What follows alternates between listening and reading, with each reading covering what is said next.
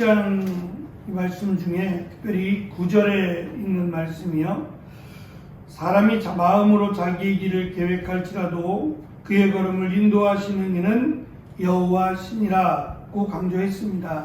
그리고 한 번 더 우리 읽은 말씀의 마지막 절에 사람이 제비는 뽑으나 이를 작정하기는 여호와께 있느니라고 한 번 더 똑같은 말씀은 아니지만 한 번 더 우리에게 강조함으로 모든 결정 그리고 그 결정에 따른 인도하심이 하나님께 있다라고 하는 것을 강조합니다.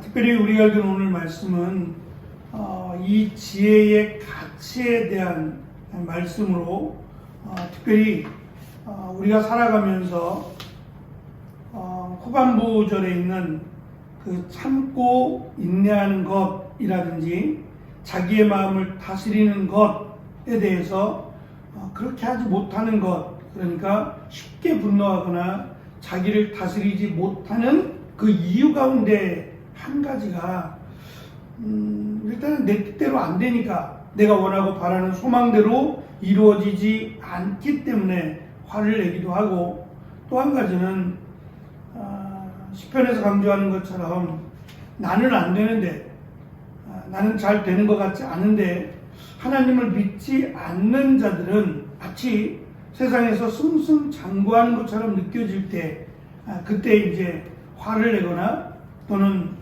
자기를 다스리지 못하는 경우가 생기게 되죠.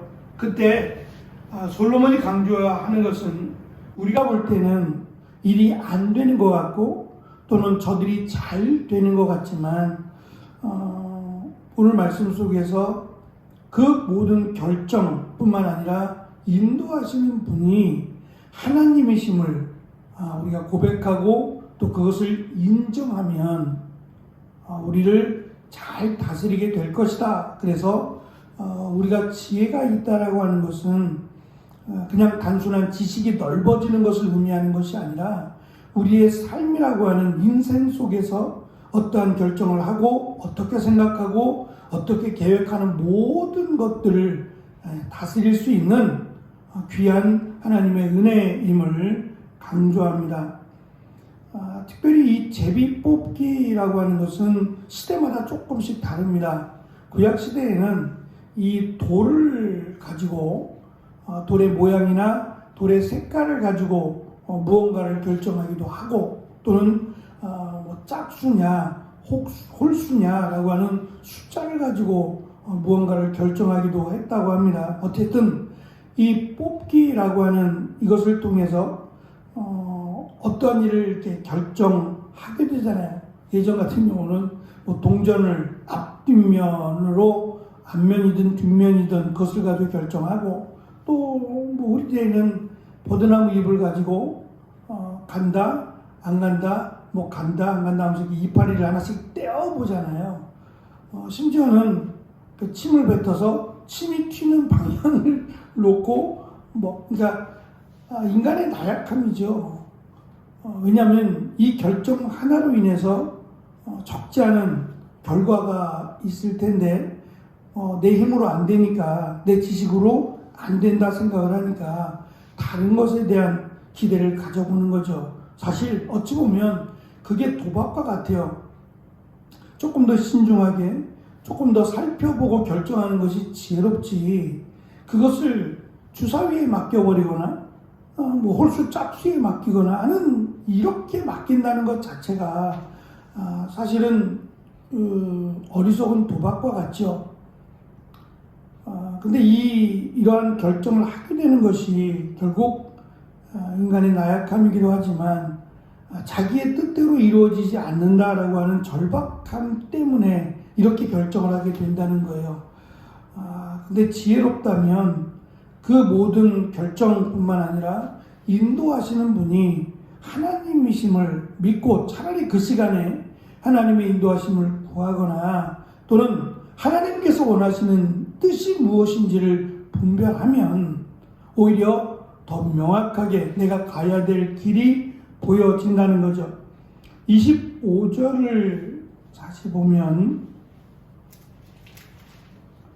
어떤 길은 사람의 보기에 바르나 필경은 사망의 길이니라고 번역을 했습니다. 이 말씀을 직역하면 어떠한 길은 사람 앞에서 바르나 필경은 사망의 길이니라가 됩니다. 길을 시작하는 시점에 서 있고 그 길은 그냥 보기에 시점에서 보기에는 바르게 보이고 또 이 길이 맞는 것 같아요. 하지만 마지막에 가서 필경은 사망의 길이니라고 설명하는 것은 사실은 지금 이 시대를 놓고 볼 때는 잘 이해가 안 됩니다. 더군다나 목적지를 이렇게 입력을 하면 그 목적지에 맞는 길을 인도하는 내비게이션이 있는 이 시대에는 적합하지 않아요. 하지만 당시에는 이 길이 지금처럼 이렇게 막 대로가 놓여지거나 평탄한 길이 놓여지는 게 아니라 꼬불꼬불 막 말 그대로 자연적으로 만들어진 길을 주로 사용하던 그 시절에는 내가 가는 길이 내가 목적하는 길이냐라고 했을 때 중간중간 자주는 아니겠지만 중간중간 그 길을 안내하는 표지판들이 붙어 있는데 비바람이 불거나 또는 짐승들에 의해서 그 표지판이 상하거나 또는 방향이 바뀌어 버리면 이건 참 난감해지는 일이 발생합니다.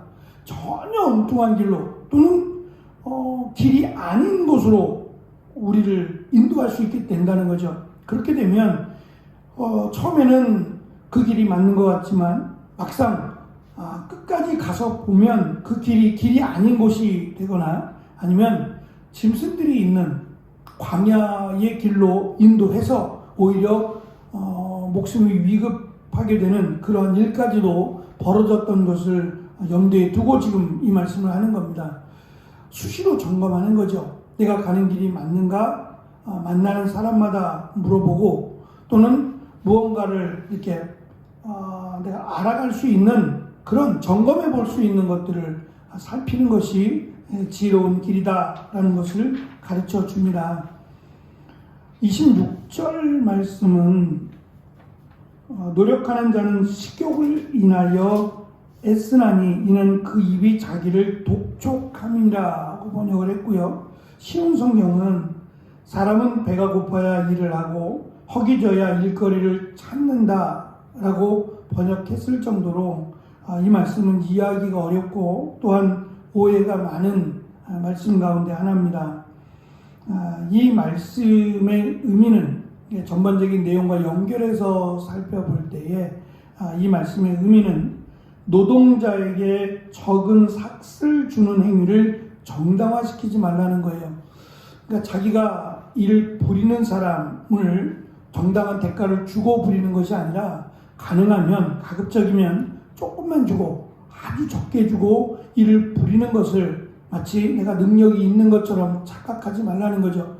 그러니까 옳지 않은 일을 내 스스로가 옳다고 여기는 것은 지혜롭지 못하다는 거예요.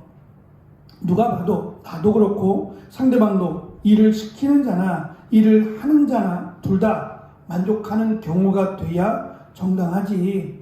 적게 주고 일을 부리는 내가 만족한다고 해서 일을 하는 사람이 만족하지 않는다면 부당하다면 그것은 지혜롭지 못하는 일이다라는 것을 강조합니다. 이어지는 27절부터 30절은 악을 꾀하는 자를 세 분류로 설명을 합니다. 27절은 불량한 자, 28절은 패역한 자, 29절은 강포한 자로 설명을 합니다. 이 세 사람의 공통점이 있다면 쉽게 분노한다는 것이고 자신의 마음을 다스리지 못한다는 거예요. 그래서 이어지는 말씀을 보면 백발이라고 하는 노인이죠. 이 머리가 하얗게 된 백발의 노인은 영화의 면류관이 된다. 왜냐하면 그는 살아온 세월이 사실은 많은 것들을 보고 많은 것들을 경험했기 때문에 급하게 결정하지 않는다는 거예요.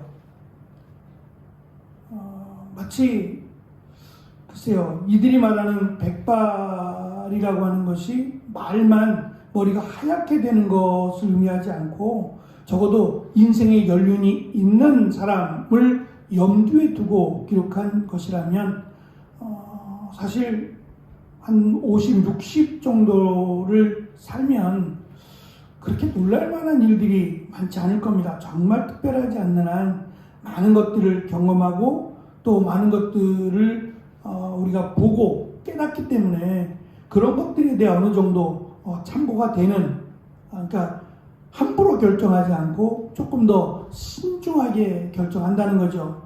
그러니까 자기를 다스리지 못하거나 쉽게 분노하는 사람에 비교하면 차라리 인생을 더 많이 살아본 백발의 노인이 오히려 영화로운 삶이다라고 하는 것으로 연결해서 오래 참는 것, 참고 인내하는 것에 대한 가치를 설명합니다.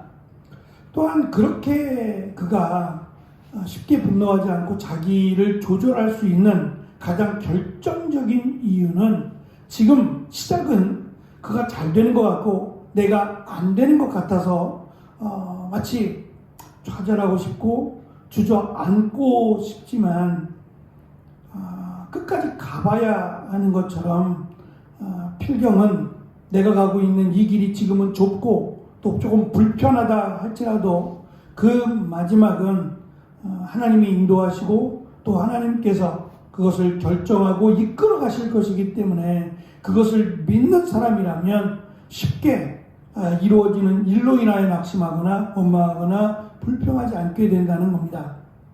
결국은 16장을 통해서 가르쳐 주는 것은 우리가 볼 수 있는 가시적인 일들이 대단하지 않다는 거죠. 인생의 경험이 쌓이면 더 많은 것들을 보고 더 많은 것들을 생각하게 되겠지만 사실 그때까지 기다릴 수는 없잖아요. 내 나이가 들 때까지 참고 기다릴 수만은 없는 일이기에 무언가를 결정하고 무언가를 통해서 내 감정이나 내 지식을 총동원해서 해야 될 텐데 중요한 것은 하나님을 믿고 하나님을 섬기는 사람이라면 분명히 하나님은 우리의 계획을 아시고 또 그것을 결정하시고 인도하신다라는 것을 믿으라는 겁니다. 분명히 하나님은 과거 이스라엘 백성들을 출애굽시키실 것을 하나님이 결정하셨고 하나님이 계획하셨고 하나님이 이끌어 주셨습니다. 즉흥적으로 만들어지거나 우연히 이루어진 일이 아니라 하나님만이 하실 수 있는 일이었고 하나님이 그것을 계획하셨어요. 그것 가운데, 그 일 가운데 사실 원망하고 불평했기 때문에 그들에게 어려움이 다가온 거지. 그들이 하나님 말씀에 순종했다라면 그는 순적하게 약속의 땅에 들어갈 수 있었을 겁니다. 하나님을 온전히 믿지 못함으로 인해서 그들이 고생하고 고난당했던 거죠. 우리 인생을 놓고 보면 그렇다는 겁니다. 하나님, 살아계신 하나님과 한낱 제비뽑기와 비교할 수 있겠습니까? 근데 어리석은 사람들은 제비뽑기에 자기의 인생을 건다는 거죠. 마치 일확천금의 소망을 두고 한껏 한 번만이라고 하는 것에 마음을 빼앗기고 살아가는 자기의 감정조차 다스리지 못하는 그런 어리석은 사람이 되지 말고 모든 것을 결정하시고 인도하시는 하나님을 믿고 그 하나님께 맡기며 살아가는 것이 하나님이 주신 지혜의 가치이자 또 우리에게 주신 축복과 은혜임을 솔로몬은 강조합니다. 어쩌면 그만큼의 인생을 살아본 또 많은 것들을 경험해본 솔로몬이기에 어쩌면 이 같은 내용의 교훈을 하고 있는지도 모르겠어요. 자신이 어리석은, 지혜롭지만 정말 어리석은 삶을 살았기에 진정한 지혜가 무엇인지를 분명히 알았으리라고도 생각해 봅니다. 어쨌든 우리가 계획하고 또 추진해 나가는 모든 일들 속에서 하나님이 아시고 하나님이 결정하시고 하나님이 도우신다라고 하는 것을 믿음으로 당장 눈앞에 있는 것들로 우리의 마음이 흔들리거나 빼앗기지 않는, 또한 중간중간 우리가 늘 믿음의 결정들을 하며 나아가는 귀한 은혜가 있는 또 한 주간의 삶이, 오늘의 삶이 되어지시기를 축원합니다. 기도하겠습니다.